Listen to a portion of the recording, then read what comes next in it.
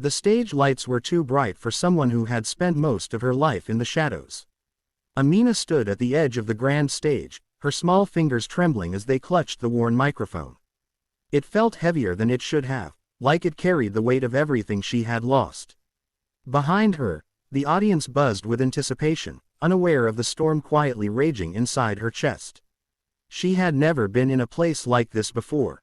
The polished floors reflected the golden lights above, the judges' table gleamed with elegance, and the cameras, so many cameras, were pointed straight at her. Each lens felt like an eye peering into her soul, searching for something she wasn't sure she could give. A producer had asked her earlier, "Are you ready?" She had nodded. But the truth was, she wasn't. Because this wasn't just a performance. This was a goodbye. Amina swallowed hard, her throat dry. Her gaze drifted to the empty chair in the front row, the one she had asked them to leave unoccupied. No one understood why she insisted, but she knew. That seat belonged to her mother. A woman who would never get to see this moment. A woman whose lullabies still echoed in Amina's memories like distant whispers. The host stepped forward, his voice echoing through the hall. "Ladies and gentlemen, our next performer is Amina, a brave young girl with a story that has already touched many hearts. Tonight, she sings a tribute, not just for someone she loved, but for millions who have ever felt loss." The applause was warm, encouraging. But Amina barely heard it. Her ears rang with another sound, the faint memory of her mother's voice. "Sing, my little star," her mother used to say. "Even when it hurts, sing." A tear slipped down Amina's cheek. The music began. Soft piano notes floated through the air, delicate and haunting. The kind of melody that wrapped itself around your heart before you even realized it. Amina closed her eyes, and for a moment, she wasn't on that stage anymore. She was back in their small, dimly lit room, sitting beside her mother on a thin mattress. The rain tapped gently against the window, and her mother's weak but beautiful voice filled the space. "You have a gift," her mother had whispered, brushing Amina's hair back with trembling fingers. "Promise me, you won't let the world take it away." "I promise," Amina had said. But promises are heavy things for a child to carry. The memory faded as the music swelled. Amina opened her eyes, and then she began to sing. Her voice was soft at first, fragile, almost like it might break.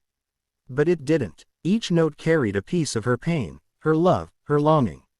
It wasn't perfect. It wasn't polished. It was real. The audience fell silent. Even the judges leaned forward, their expressions shifting from polite interest to something deeper, something more human.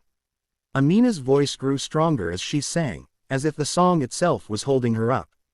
The lyrics spoke of loss, of nights spent crying into empty pillows, of memories that refused to fade. And then, her voice cracked. Just for a second, but it was enough. A tear rolled down her cheek, then another. She tried to continue, but her breathing faltered. The weight of everything, the loneliness, the memories, the emptiness, crashed over her all at once. The music didn't stop, and neither did she. Through tears, through trembling breaths, Amina kept singing. Because this wasn't just a song. This was her heart, laid bare for the world to see. In the audience, people began to wipe their eyes. A woman in the second row clutched her chest, her shoulders shaking with quiet sobs. A man beside her stared at the stage, his jaw clenched as tears streamed down his face. Even one of the judges, known for his tough critiques, blinked rapidly, trying to hold back emotion. But it was impossible, because Amina wasn't just singing. She was telling a story that everyone, in one way or another, understood. The story of losing someone you love. The story of wishing you had one more moment, one more word, one more chance to say goodbye. As the song reached its chorus, Amina's voice soared. It wasn't loud in a powerful, technical way. It was powerful in a way that went beyond technique. It was raw. It was broken. It was beautiful. "I still hear you in the silence," she sang, her voice trembling but steady. "I still feel you in the air, and though you're gone, I carry you, everywhere." Her gaze drifted to the empty chair, and for a moment, she smiled through her tears. Because in her heart, her mother was sitting right there, listening, proud. The final note lingered in the air, soft and aching. Then, silence. Complete, overwhelming silence. For a few seconds, no one moved. No one breathed. It was as if the entire room had forgotten how. And then, the applause erupted. It wasn't just applause. It was a wave, a storm. People rose to their feet, clapping, cheering, crying. The sound filled every corner of the auditorium, echoing off the walls, vibrating through the floor. Amina stood there, frozen. She hadn't expected this. She hadn't expected anything. All she had wanted was to sing for her mother. One of the judges pressed a hand to her heart, her voice shaking as she spoke into the microphone. Amina, that wasn't just a performance. That was something rare. Something honest. You reminded us what music is truly about. Another judge nodded, wiping his eyes. You didn't just touch us tonight. You reached places inside us we didn't even know were still hurting. Amina listened, her chest rising and falling with uneven breaths. She didn't feel like a star. She didn't feel like someone special. She just felt lighter.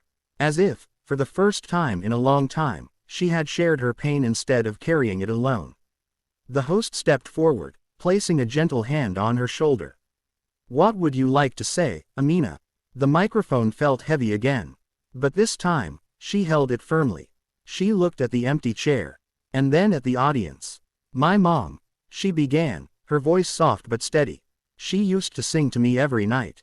Even when she was sick, even when she could barely speak. Her throat tightened, but she always told me to keep singing. She said, music can heal people. A small smile formed on her lips. I didn't know if that was true. But tonight, I think she was right. The audience erupted into applause once more. But this time, it felt different. Warmer, closer, like a shared heartbeat. Backstage, the producers and crew watched in awe. Some had tears in their eyes, others stood in stunned silence.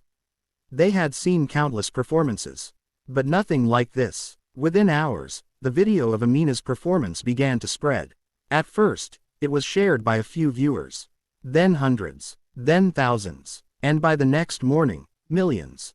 People from around the world watched the small girl who sang through tears and somehow made them feel less alone. Comments flooded in. I lost my mother last year, and this broke me.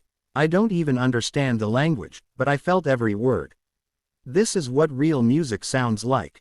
Amina didn't see most of it. She was back in her small room, sitting on the same thin mattress. The stage felt like a dream now.